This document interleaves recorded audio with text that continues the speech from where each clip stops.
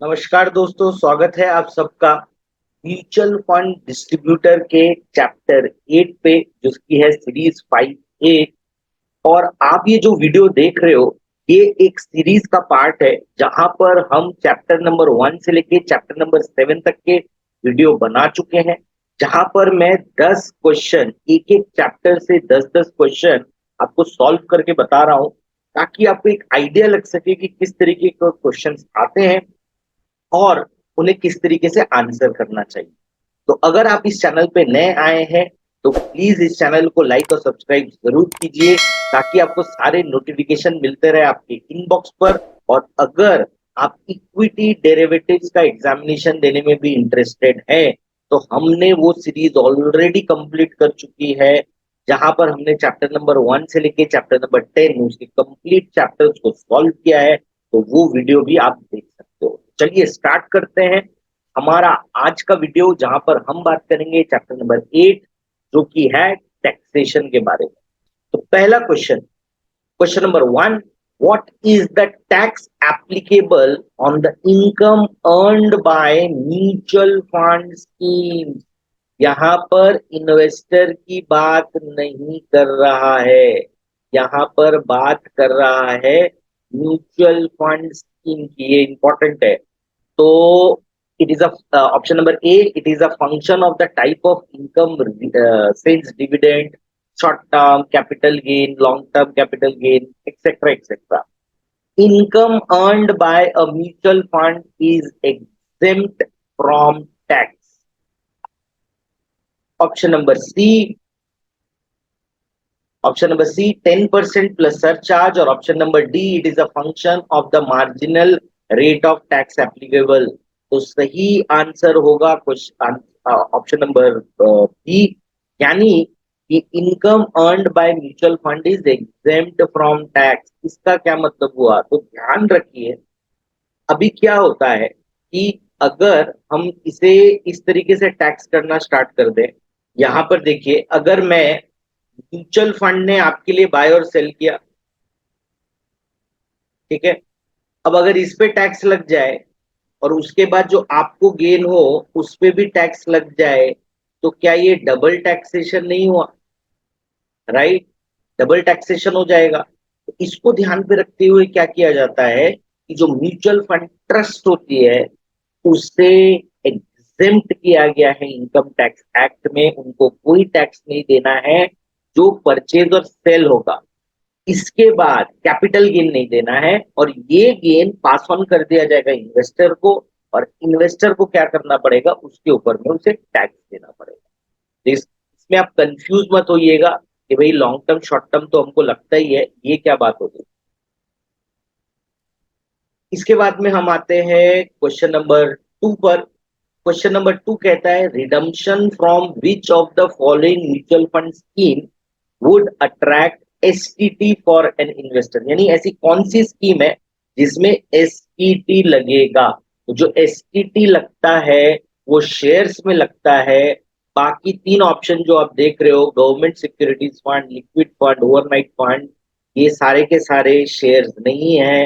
Multi cap fund ही इकलौता fund है जो कि इक्विटी है, यानी शेयर्स है। तो जब इसके अंडरलाइंग शेयर्स है तो इसी पे आपका एसटीटी लगेगा।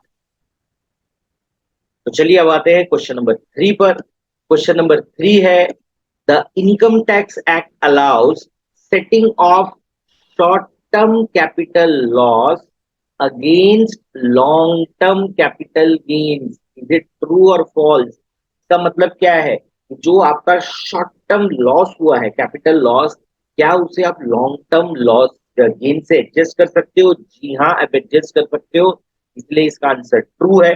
लेकिन देखिए, मैं आपको कुछ चीजें बता देता हूँ। सिंपल है, शॉर्ट टर्म लॉस अगर आपका होता है तो आप लॉन्ग टर्म लॉस से भी एडजस्ट कर सकते हो, और शॉर्ट टर्म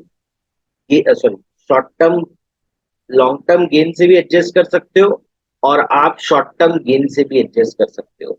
लेकिन अगर आपका लॉन्ग टर्म लॉस है तो आप उसे सिर्फ लॉन्ग टर्म गेन से ही एडजस्ट कर सकते हो, शॉर्ट टर्म गेन से आप एडजस्ट नहीं कर पाओगे। तो इसीलिए याद रखिए, अगर यही क्वेश्चन में ये दे देता कि ये लॉन्ग टर्म आपको दे देता और कहता कि आप उसे शॉर्ट टर्म से क्या कर पाओगे, तो इसका आंसर तब फॉल्स हो जाता। तो कंफ्यूज मत होइए, क्वेश्चन आपको कुछ भी आ सकता है।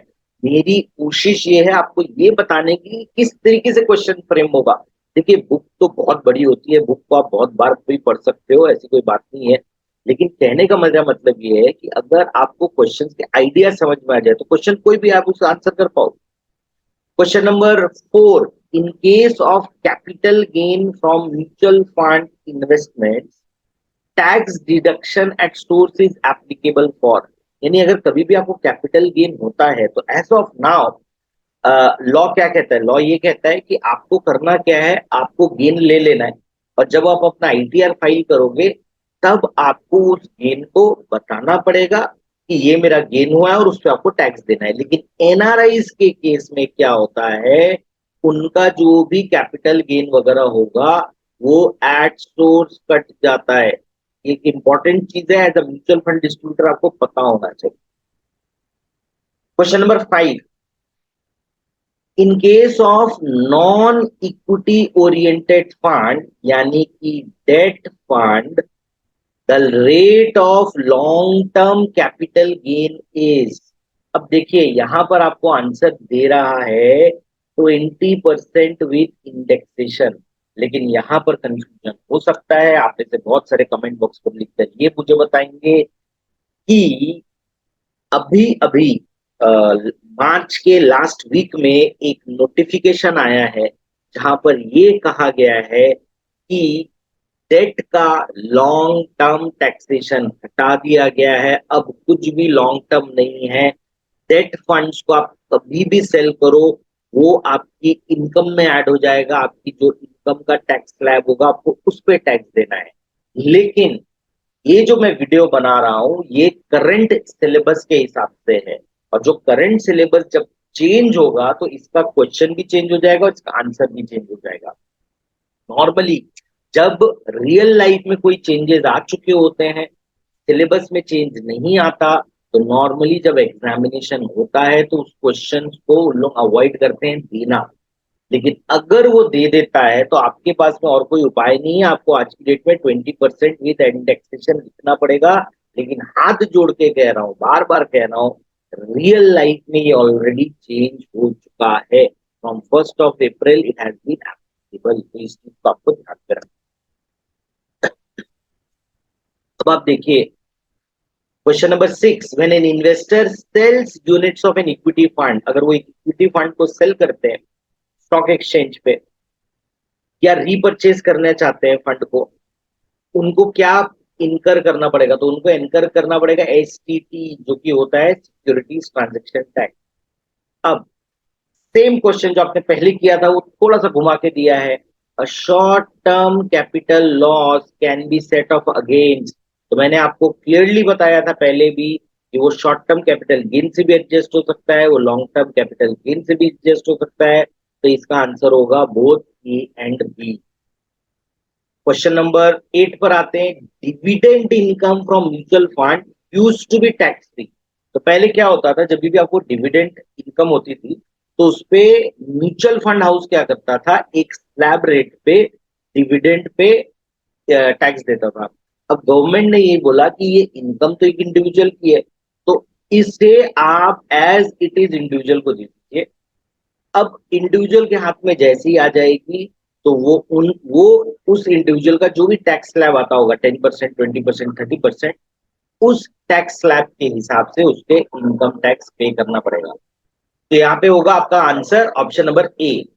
Question number 9, the scheme holding dash percentage of assets under management in equity shares listed on recognized stock exchange in India are classified as equity oriented mutual fund scheme।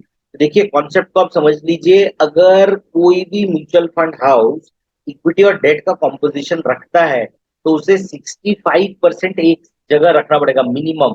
65 का आप 75 कर सकते हो, 80 कर सकते हो, 90 कर सकते हो, लेकिन आप 50-50 नहीं कर सकते, 60-40 नहीं कर सकते। तो आपको 65% से ज्यादा अगर इक्विटी में है तो इक्विटी म्यूचुअल फंड होगा, 65% से ज्यादा अगर डेट पे है तो वो डेट म्यूचुअल फंड होगा, इसलिए ऑप्शन नंबर बी है 65 या उससे ज्यादा। अब question number 10, the difference between the purchase price of the unit of a mutual fund and the selling price of the unit would be treated as capital gain. यानी आपकी जो buying price है और जो सेलिंग प्राइस है उसके बीच में जो गैप होगा, उस गैप को आप क्या कहोगे? कैपिटल गेन कहोगे। एकदम सिंपल क्वेश्चन है। तो इस कैपिटल गेन को हम कहेंगे ट्रू, राइट। तो ये क्या हो जाएगा? इसका आंसर हो जाएगा ट्रू, राइट। तो दोस्तों उम्मीद करता हूं आपको ये हमारा वीडियो पसंद आया होगा। आपको ये वीडियो कैसा लग रहा है मुझे कमेंट बॉक्स पर लिख के बताइए। मेरा जो वीडियो बनाया हुआ है आप सबके लिए इक्विटी डेरिवेटिव्स का, आप उसको भी चेक कीजिए। याद रखिए म्यूचुअल फंड के ऊपर में मैंने दो ऑल सब्जेक्ट्स ऑल चैप्टर्स मिलाकर ऑलरेडी इसकी दो पार्ट की एक सीरीज बनाई हुई है म्यूचुअल फंड। तो अगर आप एग्जामिनेशन देने जा रहे हो तो वो दो वीडियो को आप जरूर से देख लीजिए, ताकि आपको एकदम क्लैरिटी आ जाए। यहाँ पर तो हम चैप्टर वाइज कर रहे हैं, वहां पे पूरा जम्बल्ड अप है। तो वो जितने क्वेश्चंस मैंने आपको वहां पे कराए, अगर आप वो एक बार एग्जामिनेशन जाने के पहले देख लोगे, आपको एग्जामिनेशन पास करने में बहुत हेल्प होगी।